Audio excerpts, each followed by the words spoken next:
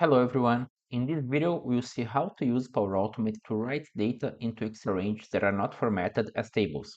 But before we get started, don't forget to let your like into this video and subscribe to the channel.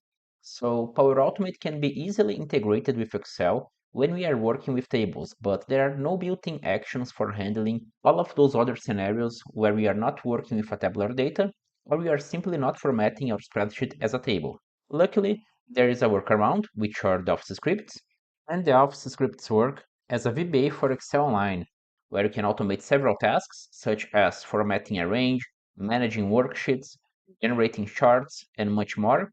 And another great characteristic of the Office scripts is that they can be initialized from a Power Automate flow. The downside of this approach, however, is that Office scripts are based in TypeScript, programming language, but the good news is that there's a huge online documentation about TypeScript, and most important, you can learn specifically about Office scripts at the Digital Mail blog, and I will add a few links for you in the video description. So let's get started. And before we start to work into this flow, let's quickly check this Excel template that I'm working with. And this is a pretty straightforward scenario. This spreadsheet simulates a travel request. We have here only three inputs. We have employee name, origin, and destination. And the first thing that we need to do is to create a new script into this Excel file. So we can do that by going to this Automate tab over here. And then you can select New Script. We could also use the record actions. This one would have a behavior very similar to the macros in the old Excel versions, where you can basically record all of the tasks that you are performing into an Excel sheet and then just replicate that in the future. But for this case, let's select the new script where we will create this Office script from scratch. So once you do that, you see the code editor here on the right side. Eventually, your code editor will look a little different from mine. Eventually, you'll have a light background, and you can change that by coming here and selecting the editor settings. Then in the theme, you can change to whatever makes more sense for you. Here you can see that we have this function main with this single parameter called workbook. We have these lines of code over here. This is TypeScript code, and I will start to change it in order to write data into these three input fields. So Excel is already providing us with this simple code over here. We can leverage this code line 5 over here, this let select sheet equals to workbook dot get active worksheet. This line of code is basically initializing a variable called selected sheet that references the currently active worksheet. We are first taking the workbook reference from the parameters of the function main. As you can see in line 2, this workbook reference corresponds to the currently open Excel file, and we are then using the getActiveWorksheet method to retrieve the currently active worksheet. Since this file has only one worksheet, we can keep the code as it is, but if we had other sheets here, we would need to use a different method for it. And I'm letting a link in the video description to an article where we explore how to manage worksheets in Office scripts. The rest of the code we can remove because we won't use that. So just delete from here. And now we'll add a few other references to each of these individual ranges where you want to write data to. So just add here let, and let's say employee range. This let is a reserved word from TypeScript that is used to create new variables. This employee range is the name of the variable, just like the selected sheet is the name of the variable for this line of code. And then we use the equal to assign a value to this variable. In this case, I'll simply take the selected sheet variable, which references the active worksheet, and then I'll add a dot here, and you see that all of these options, those are the methods and properties related to the selected sheet variable. I will then type getRange, which is the method used to get the reference to a given range or cell within the spreadsheet. And then between the parentheses, I can pass the address of this range that I want to get access to, which in this case will be the B7 right here. So let's now do the same process for the other two ranges that we want to write data to. So in this case, I'll take the origin range, and here I'll pass the range B10, and we also have the destination range, and for this one I'll pass the B10. At this point, we have the reference to all of these three ranges, but we are not actually doing anything to them. So if I add another line of code here to, let's say, take the employee range, add a dot, and pass the set value method, here we could actually write any data into this specific Excel range. And I can do that by simply opening and closing parentheses, and passing the value that I want to write between these parentheses. Make sure to always enclose these values between double quotes or single quotes because this is a string, this is a text, and in TypeScript texts they must be enclosed by double or single quotes. And then I can pass anything like, let's say, John Doe. And at this point, if I click this run button over here, our script will run, and you can see that now we have the John Doe value under this B7 range. If I change here, for example, to the dest range reference and run the flow again, you will see that now we have this data over here under destination. We still have the John Doe over here in the employee name because it was written before this last flow run. But if we remove everything from here and run it again, you see that we now have only under the destination. So let's clean this up.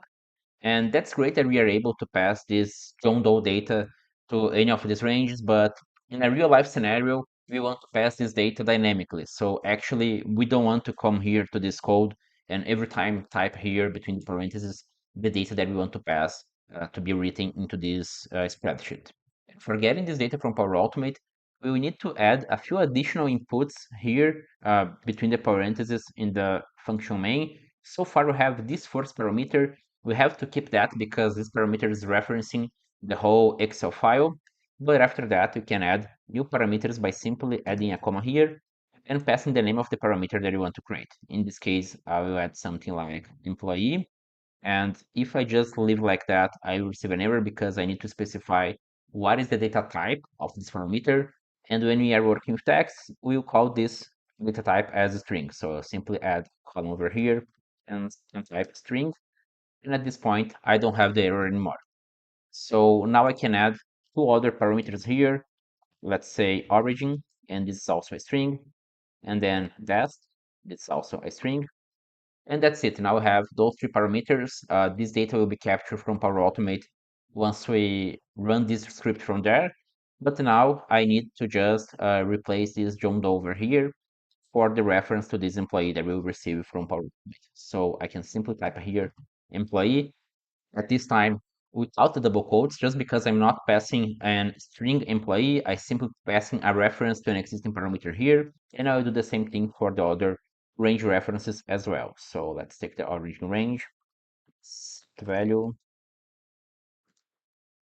and between the parentheses, let's put origin, and for the dest range, the same thing. Now we are good. We can then just change the name of the script because script is not actually something very meaningful. So let's put something like